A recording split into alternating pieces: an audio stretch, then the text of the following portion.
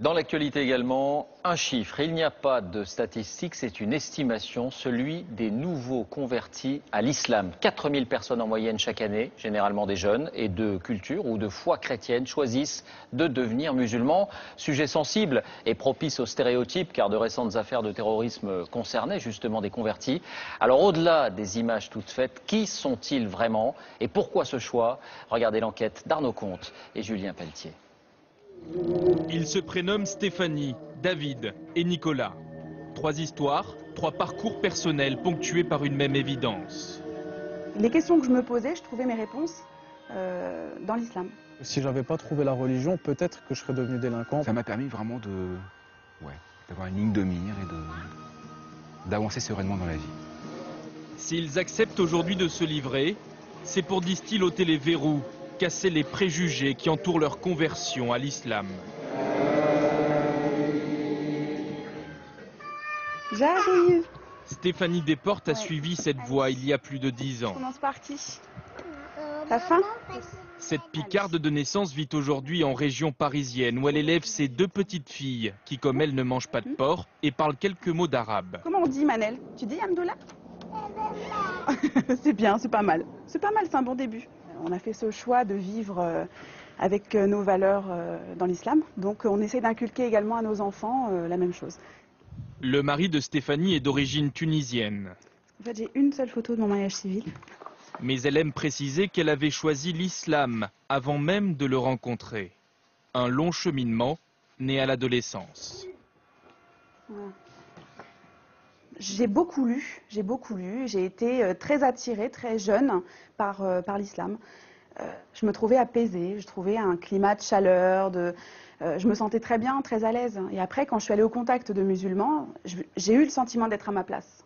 Mais pourquoi cette religion plutôt qu'une autre? J'ai fréquenté des établissements catholiques. Je n'ai pas été baptisée, mais bon, j'ai un petit peu baigné dans ce milieu-là. J'ai pas trouvé toute la tolérance et toute l'ouverture d'esprit qui me tenait à cœur.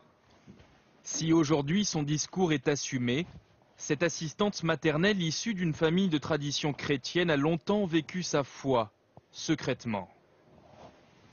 Je faisais la prière en me cachant. Ou... Ah bon?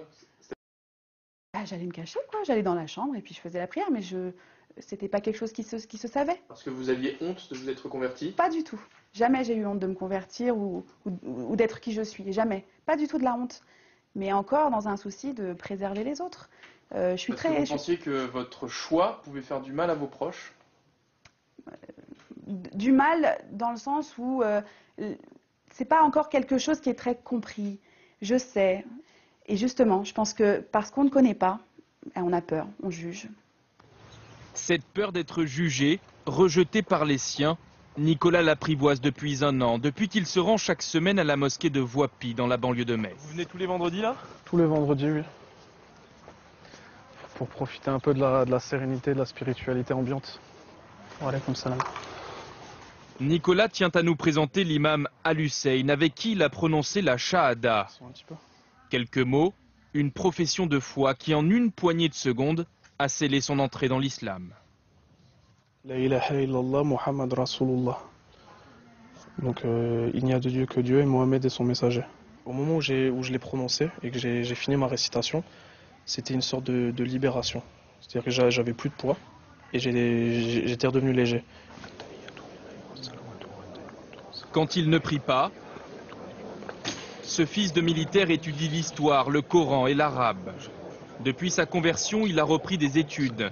Lui qui, à l'adolescence, préférait les petits larcins au banc d'école. J'avais besoin de ne plus faire ces choses-là. En même temps, voilà, voler c'est tellement facile, se faire de l'argent c'était tellement facile. J'ai besoin de quelque chose pour me casser de ça parce que je savais que c'était mal. Et ce cadre-là, j'ai trouvé dans l'islam et nulle part ailleurs. Ça aurait pu être autre chose, mais je ne l'ai pas trouvé. On pourrait penser, à vous entendre, que l'islam est finalement une lubie comme une autre. C'est-à-dire? Vous entendez quoi par là? Une mode. Une mode? Je pense que la mode, c'est plus pour ceux qui commencent à s'intéresser à l'islam parce qu'ils ont des potes maghrébins ou une fille qui les intéresse. Moi, c'est pas du tout une mode, c'est juste que... Voilà, il y a tellement de désinformation sur l'islam qu'à un moment, moi qui suis une personne autodidacte et qui ai toujours aimé apprendre, Il y a un moment, je me suis renseigné aussi, je me suis dit, il raconte pas mal de choses. Moi, ce que je vois au quotidien avec les gens de mon quartier, mon entourage, c'est pas ça. Comment vous expliquez que des gens comme vous, convertis, puissent faire peur à la société? Je sais pas, j'ai les yeux bleus, j'ai un joli sourire, je comprends pas. Chez les non-musulmans, l'image c'est, il s'est converti, c'est parce que le mec c'est un voyou, il a été engrainé par un gourou, il va poser des bombes. Concrètement, j'en connais pas des gens comme ça. Selon l'imam de Voipy, 60 à 70% des convertis dans sa mosquée sont des jeunes adultes en manque de repères. Un profil qui a longtemps collé à la peau de David Boussion, aujourd'hui âgé de 40 ans.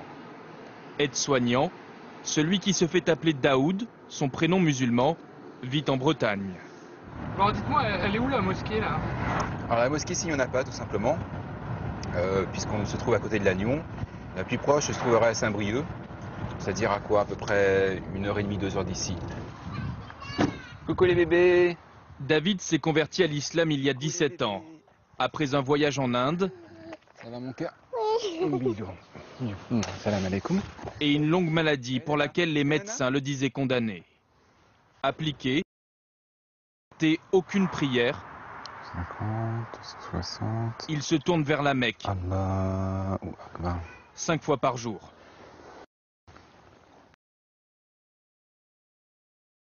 Avec du recul, David reconnaît qu'il aurait pu faire l'intégrisme au début de sa pratique. Il se souvient d'ailleurs très bien de ce qu'on lui disait parfois à la mosquée. Oui, mais tu es converti, mais tu ne seras jamais un vrai. Quelque part, c'était ça.